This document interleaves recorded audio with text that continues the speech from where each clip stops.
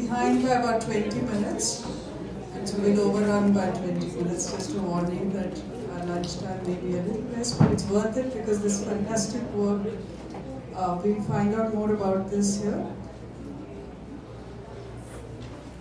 Happy to welcome Amruta Patil. She's a writer and painter. She's the author of Sauptik, which is a new release, which she'll be presenting here, and other graphic novels like Kari and Adi Parva, which is the two graphic novels that she published before Sauptik. She is led in conversation by Amrita Narayanan, who was here yesterday as well, and I'm introducing her for the second time. Amrita is a clinical psychologist and a writer based in Goa. She's the author of A Pleasant Kind of Heavy and Other Erotic Stories, and of non-fiction psychoanalytic essays on women and sexuality. Over to you, Amrita.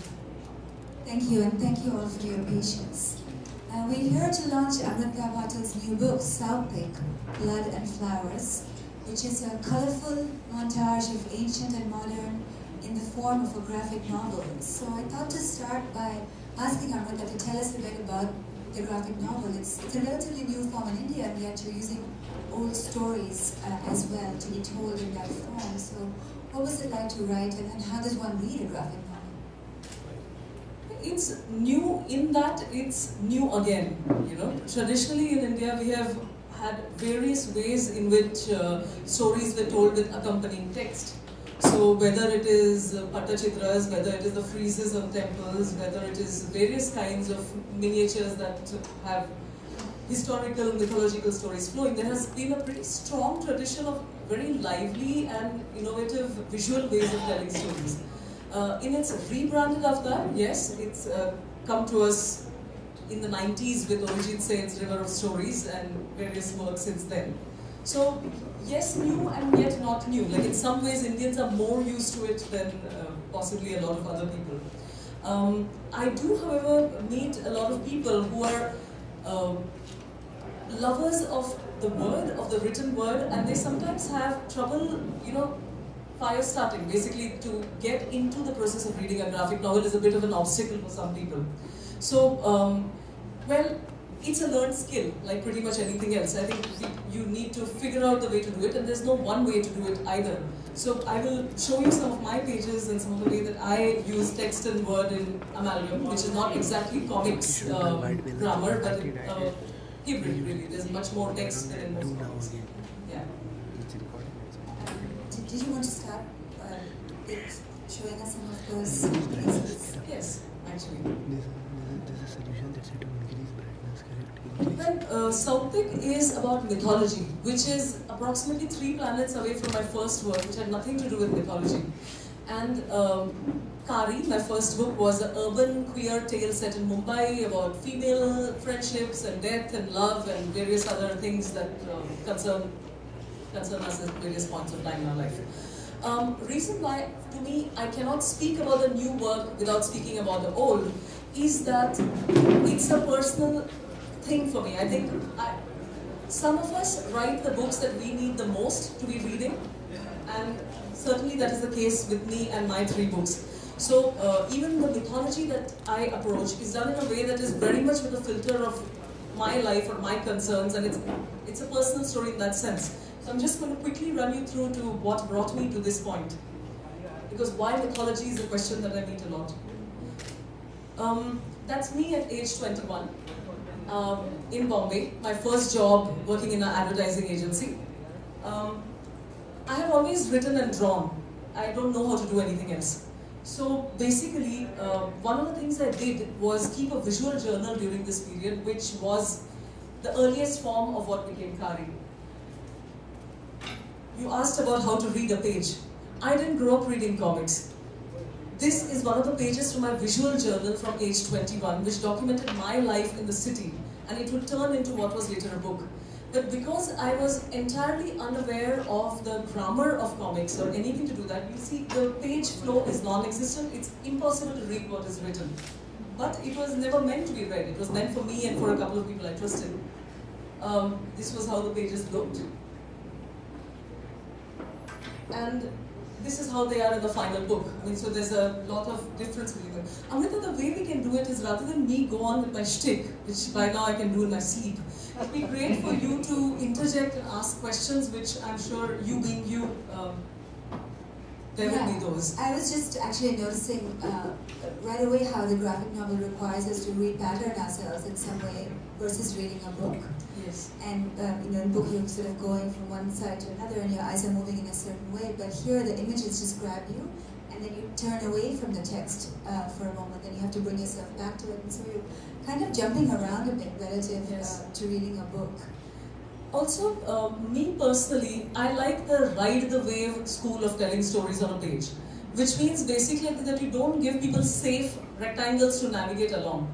So there are chunks of text, you deal with it, you go to the boxes, you deal with that, you come back to it, that form of thing. That takes things the same idea is developed much further in Sauptik, where there are absolutely no rectangular panels at all.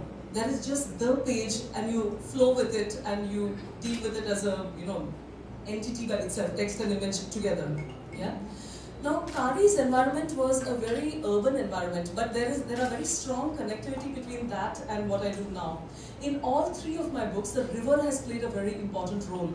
In Kari, she takes the form of this stinking river of effluence. If any of you are familiar with Bombay and the Mithi river that flows through, whose presence is marked by smell as much as anything. So this river in Kari is this foul creature. In Adi Parva, it's the sublime Ganga. And in Sauptik, it is Yamuna, who's turbulent and oily and dark and a lot more capricious and a lot more complex than Ganga in some ways, right? So in some way one's following the story of a river through these three tales. Yeah, so the riverine is there. And there's also the matter of, in Kari, as much as the physicality of friendships and women, it is Kari dealing with her environment. The city is a physical body in the book. Her smells and her form is dealt with as much as any of her lovers, in fact. So this is another thing that continues, the business of Prakriti being as much a character in the new work. And that wrestling between civilization, between nature, between the person themselves, within the person themselves as well as outside. I should hope so. Like, if someone were to ask me to, in a nutshell, ask what I have brought to Sauptik that gazillion people have not done already, to me, I feel it is the attempt to amplify the fact that the stories can also be read as an interplay between Prakriti, the world outside of us, which a lot of the feminine in stories is really standing for that, and Purush, which is the human consciousness which is navigating these spaces, so it still exists like that. Yeah. So some more images from Kari. Kari was a grey and black book, which is what I was capable of doing at that point, and in many sense, it reflected my own mental state at that phase in my life. It turned into a book. It got its tiny little band of people reading it, which was all great. And one felt like one had claimed like one morsel of real estate in the world when a book came out. I'm waiting to have us get a little bit to the mythology part. That's right. Here we go. There we go. Now, what happened is that at 29, I was now faced with the fact, what was I going to write about next, or what was I going to do with my life next, more importantly. Writing is aftermath. And I realized that I did not personally want to be harping on the same themes that I had dealt with before, and I personally wished to push the envelope a bit more. I wanted to not inhabit that first person space which was inhabited in Kari, and try to understand other people's stories, not just autobiography and intimate space, which is important. I personally needed to investigate larger terrain, larger turf. And instantly that brought me to myth and history both. I was very stricken by the idea of the sutradhar, or the thread bearer, as it exists in Indian storytelling traditions. So sutradhar is not like a god figure that knows it all. It is like a weaver with countless skeins of thread out of which they pick, they choose. And it is their subtlety and their canniness that leads to a tapestry, which is a story that comes back to you again. Are you saying you were bored with your own story in some sense at that point, having treated it, having written her? I think it was a little more desperate than that. In the sense that the first story was Heart of Darkness. One was a gut specialist, one identified the sadness of human thing, the lover's abandonment, the death of a beloved. But what then?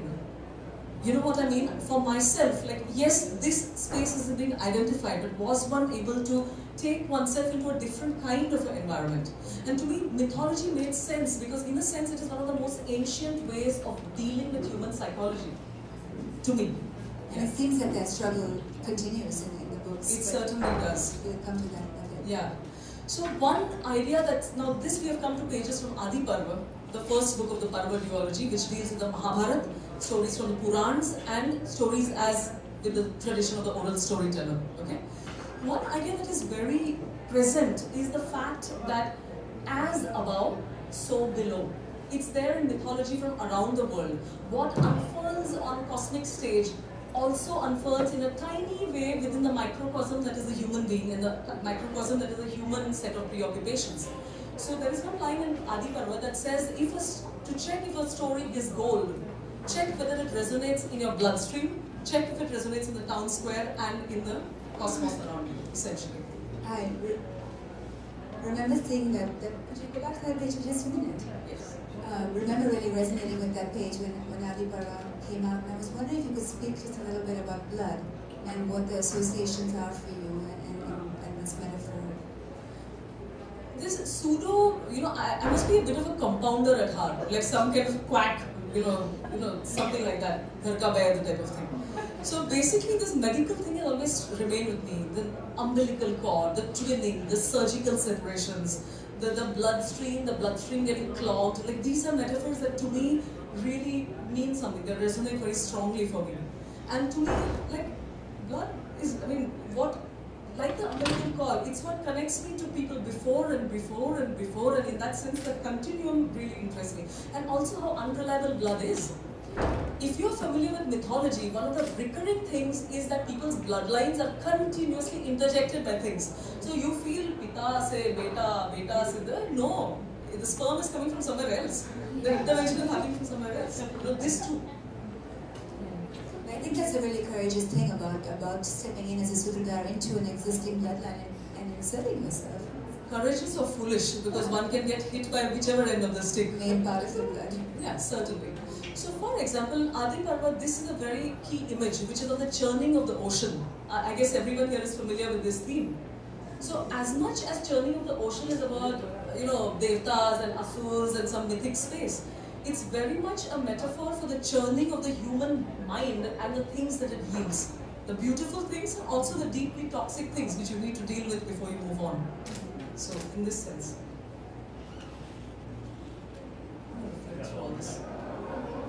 Do you want to speak a little bit more about the Sutradhar in mythology and the place that it's held in other cultures?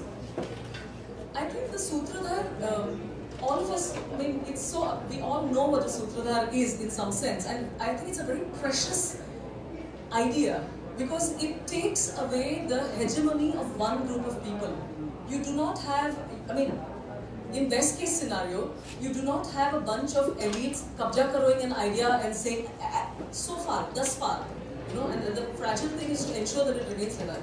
So the system as it existed was that stories were retold over and over and over in this part of the country, in that part of the country, in different town squares, and the Sutradhar adapted the tale or threads of the tale based on the audience who was in front of her.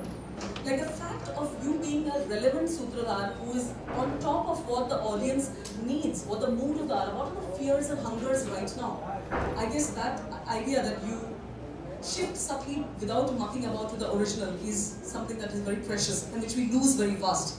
And as a Sutradhar yourself, who was your audience? Was there a particular people or kinds of people you had in mind? I think people with a love for non-simplistic narratives, that's the only way I can say it. Because you can tell the story in a linear way, this happened, that happened, that happened. I don't like that certainty. Maybe, there are some people who are comfortable with that, but I like the fact that the epics purposely leave me in a place where I'm not allowed to be oversure. So is a hermit the better way to be, or is the householder the better way to be? The Mahabharata isn't going to give you an answer to this at all. The cheeky delight isn't keeping you oscillating between the idea that this is the ideal state, that is the ideal state. So, I have not grown up with epics. I grew up in Goa. From age 7 to 19 I lived over here. My father was in the armed forces. So my entry point into the epics was blank slate. It was the journey of the fool, basically. And this is early days of me scripting and trying to understand what was happening. The biggest thing to me in Kari, Kari was grayscale book, yes. She was always a bit of a tortured bodhisattva prototype in my mind, right? With this book, I realized that grey in human souls absolutely imperative. You cannot function in mythology without acknowledging that. But also the fact that using a grey palette, like in a purely tactile sense, was not enough for this kind of story. I could not work with a black and white palette to tell this story. And I had never painted before in my life. So in a sense, the journey was from working in grey and black to learning how to be a person that could wield colour with some success. Wielding colour sounds a bit like wielding weapons, as happens a lot in the text as well. Yeah.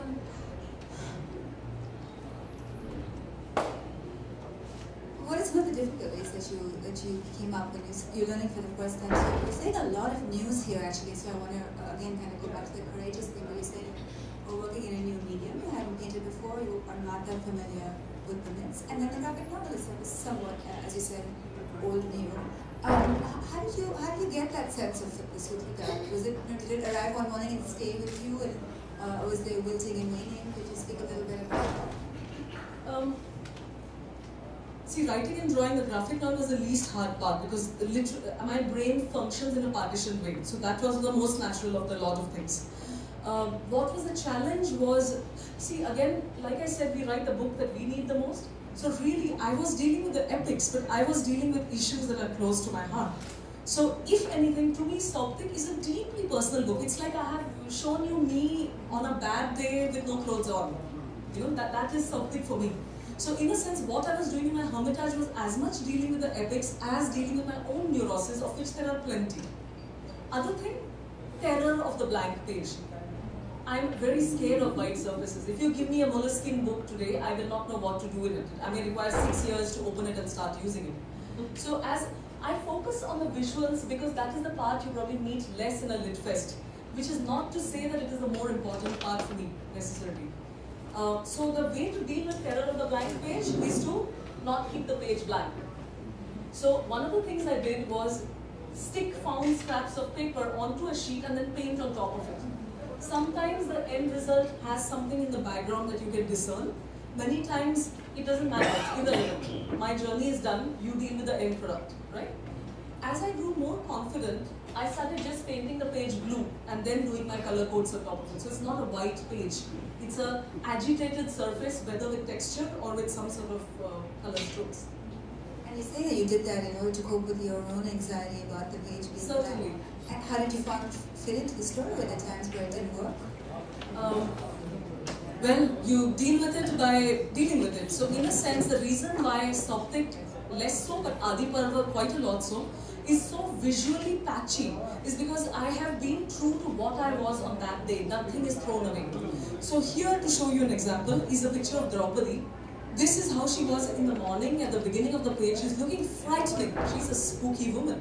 At the end of the day, she has coy smiles. She has the correct accessories. She has a pomegranate. She has, there's something less ghoulish about her, which is just partially acrylics are a forgiving medium. So they'll make error and error and error something that can be dealt with. And second, you just persevere. It's like an act of meditation. So you're doing like a sand mandala, you just sit there and you finish it. That's all there is to it. Did you ever get frustrated that the page was blue in the background? Of course. Well, that's the way it is. You can see some pages are sublime and some are ghastly, and that's what I am. It sounds like its own psychic process. I certainly. You're the right person to be here on the stage with me. I should be there paying for my sessions actually. More collage, subversiveness in tiny ways. This is Gandhari from Adi Parva. Now Gandhari, she's a girl of the mountains. She's a girl of cold climes. There is absolutely no reason for her to be wearing a tube top and a sari as shown in Amar Chitra Katha. So these are small things. Are these things I need to discuss at length? No, but they are woven into the text for those that will catch the signal. Could you talk a little more about small subversions? You had said earlier that you came to the text with not a lot of background of it. And out in the arena today, there's a lot of kind of virulently subversive twittering about the text. Could you talk a little bit about the importance of small subversions? I'm a mutant, so all I know are small subversions. Like I don't know any other way. But for example, now it's not even a subversion, it's just identifying the correct thread in the narrative itself because they're fairly sophisticated. So for example, in Kari, one of the themes that interests me deeply is the idea of androgyny. Like that to me is a very attractive state in men, in women, and whatever. Like this business of genders being straddled smoothly.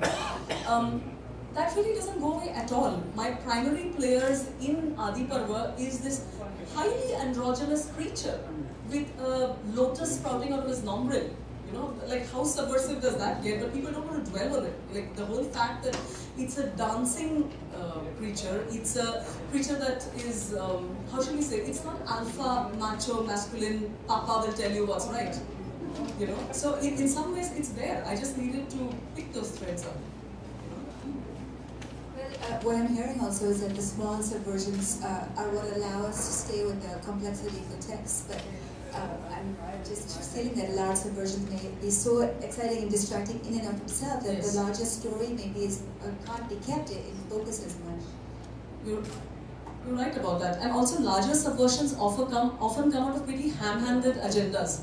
Ye propaganda hai, we should just like take the chariot and drive off the cliff with this particular agenda. Smaller subversions allow you to play and not be so cocky about it. Like you sort of alternate between subverting and also being true to what is tried and true. And it's there for a reason. The iconography that moves you works because it's like distilled from generations of what works for people. You know? But I think it allows a little more heterogeneity also if there are small subversions, or one big subversion forces us to gather around the big subversion. That is true. Yeah. Also, the story is too large to allow for one subversion to be its focus. You know, there's like too many contradictory things happening within the scope of the tale itself. Like one of the things that I really enjoy is bringing the ecological aspect back into the stories, where it firmly is, but it gets forgotten in favor of other readings of the story. So to give an example, the idea of the tapasya karne wala hermit, the hermit that is generating large amounts of heat and penance, and interactions with apsaras who are sent to sort of distract the focus. So this to me is also, it works on an elemental level. So you are generating tapas, which is a heaty, fiery thing. Inside of your belly there is heat and anger and lust and various things growing. And who goes to extinguish that fire is a creature born of waters. It's the elemental antidote basically to whatever is going on. So the fact that the apsara is born out of water is not a haphazard detail. And there's so many things like this there all the time. You mean the pairing together of opposites like that? Opposites like that, or also that there is more to it than just gendered stuff. You know what I mean? It's not just some chick distracting some dude. You know, there's other things going on there. It's nature herself. Like Apsara, it embodies the Prakriti or female thing, and it's nature herself telling this self-absorbed creature, open your eyes and engage with things. It's also that as much as anything else. As much as a woman seducing a man. Absolutely, which is fair reading, obvious reading, but there's more to it also. And also, yeah, my sutradhars in the two books, we have discussed this before, they're very different from each other.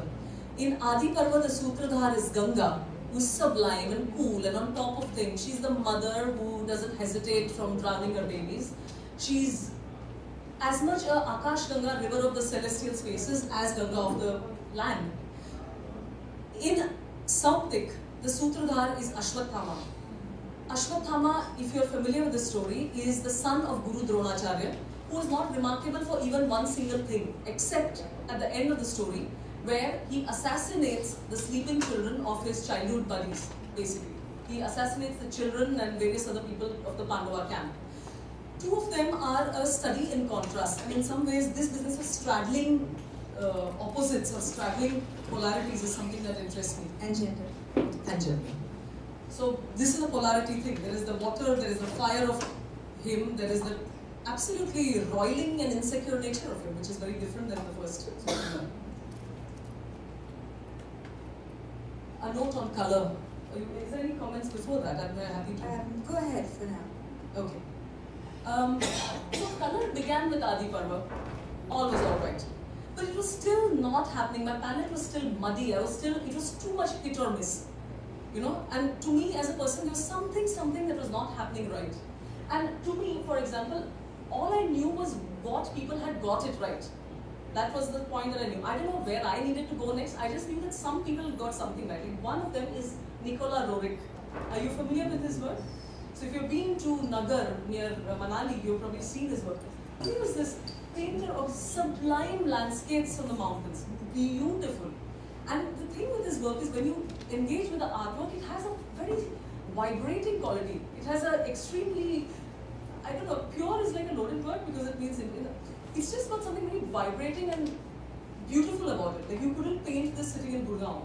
You know what I mean? Like this was a person engaging with certain elements and it came through in the work, even if you know nothing about his life, which I didn't when I...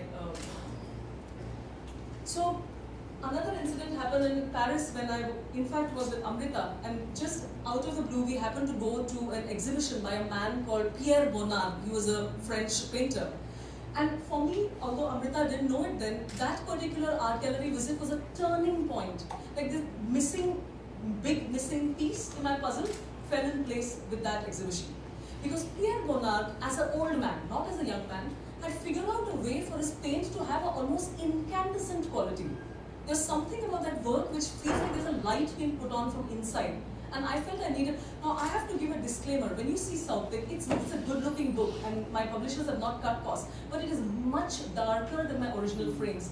See this, and then when you see the book, you will see... And so, in some ways, LED screens are perfect to put that light from behind, quite literally, you know.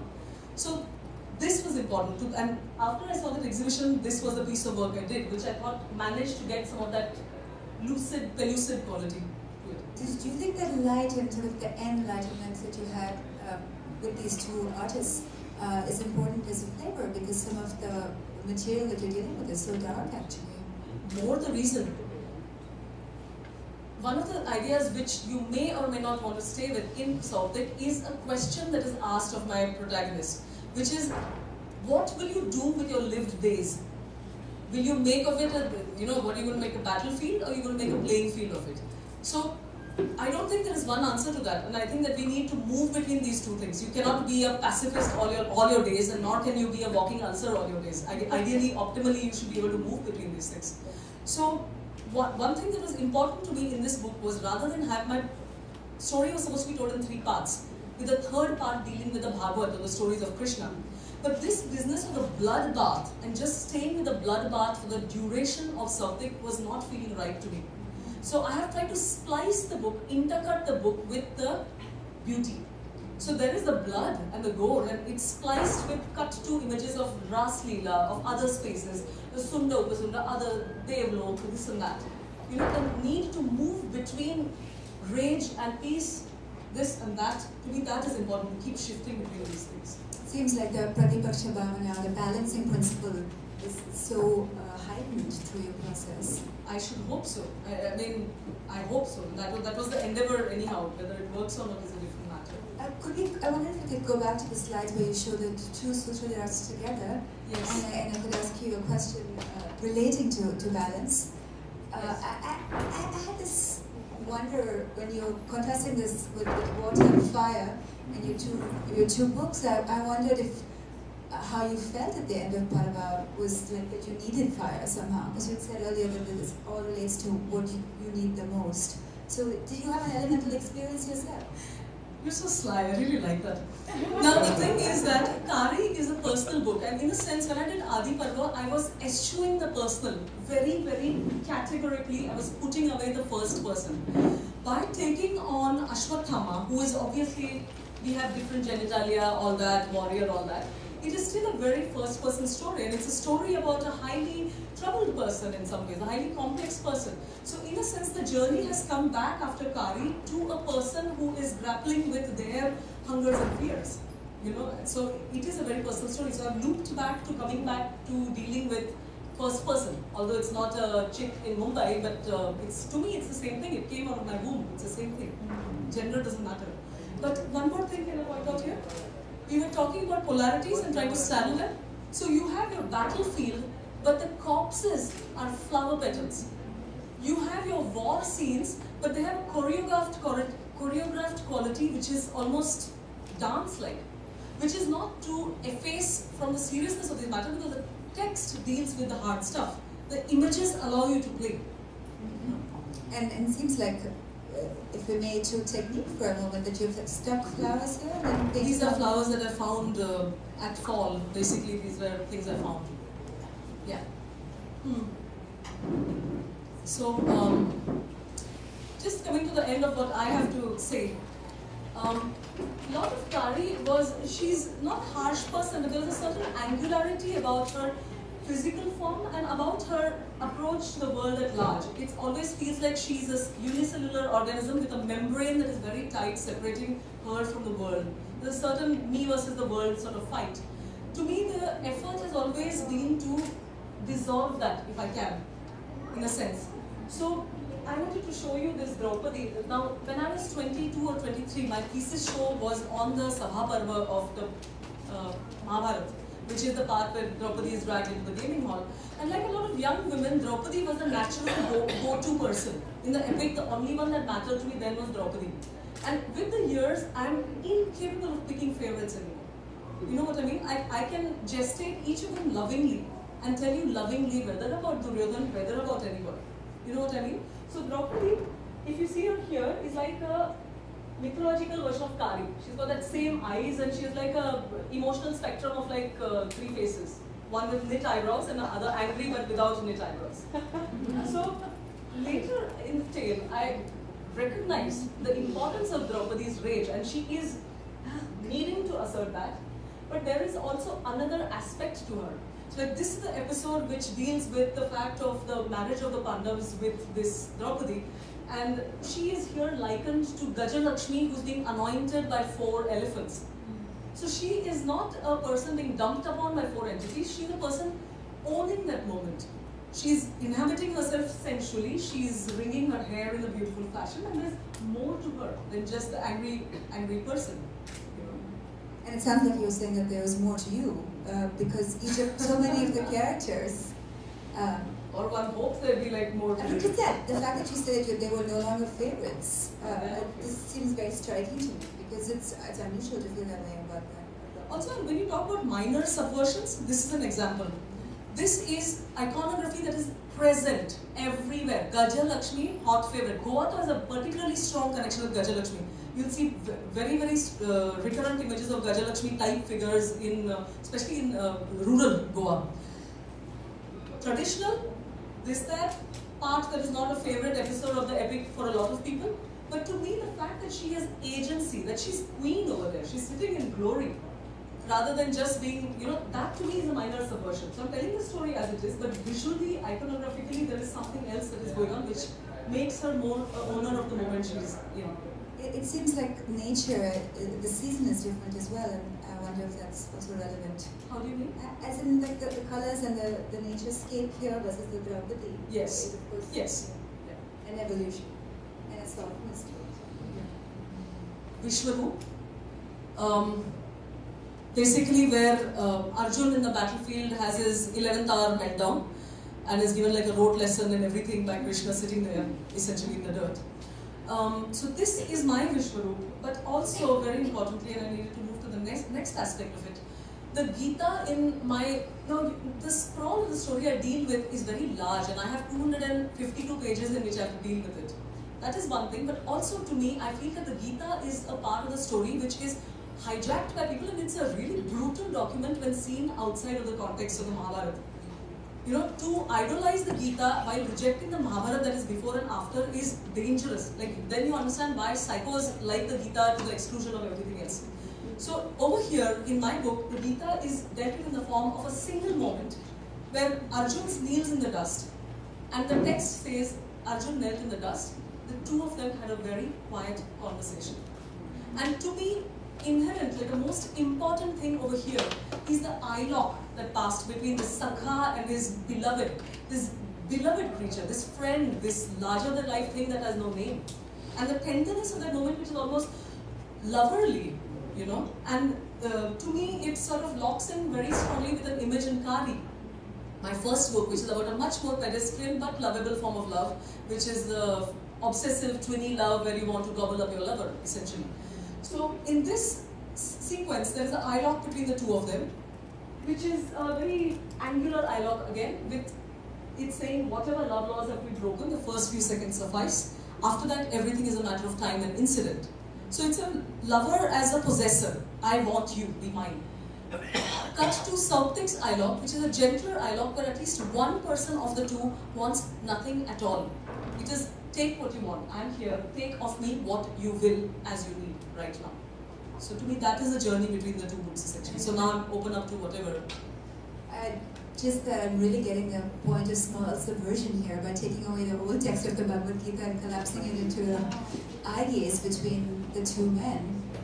So I think it's a profound subversion actually. So thanks for pointing it out because I hadn't got it yet. Yeah. So to me it really feels that there's some ways in which we're very lucky to be here with Amrita today because there are ways in which the text does not, the text and the images, we're not used to reading and thinking like this in such a layered palimpsest of stories.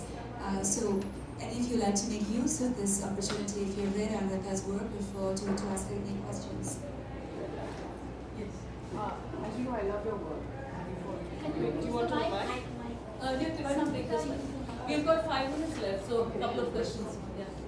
Hi. So I've been following your work for years and I love it, and as you know, but what I was really struck by as well is this idea of the sutra, and I happened to be sitting next to Arsha and asked her what's the actual translation of it, and it relates to the word for dharma, is what Arsha told me. So I also wanted to ask you what you see, your own dharma as a sutradhara in this particular age, retelling these stories, and because you're churning it as well, and you were saying that you were churning it inside of you. So, and especially in the context of how these stories are used today politically.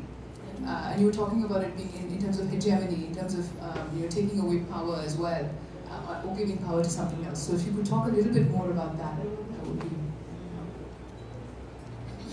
So, your question is beautiful, and to answer it is to risk like putting one's foot in the mouth and being pompous, basically. But if I were to really encapsulate what I try to do is to continuously, it's like a Narad Muni function. Narad Muni moved between the worlds, wreaking havoc amongst the oversure. So if you're oversure, you're going to get it, essentially. So is it this, is it that? Could it be this? It could also be this.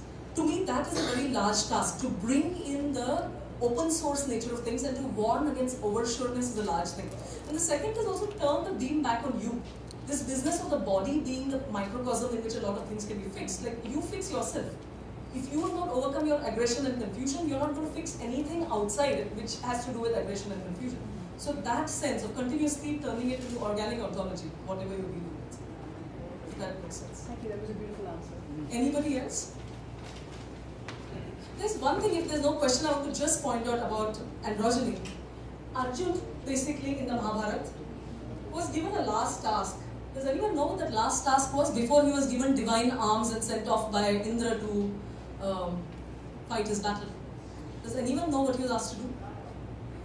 Basically, this alpha guy with 2 big arms, ambidextrous, marked with bowstrings, both of them, he was asked to learn how to dance, essentially, and then get Shiva's blessing, and Shiva is not one to give blessings easily, essentially.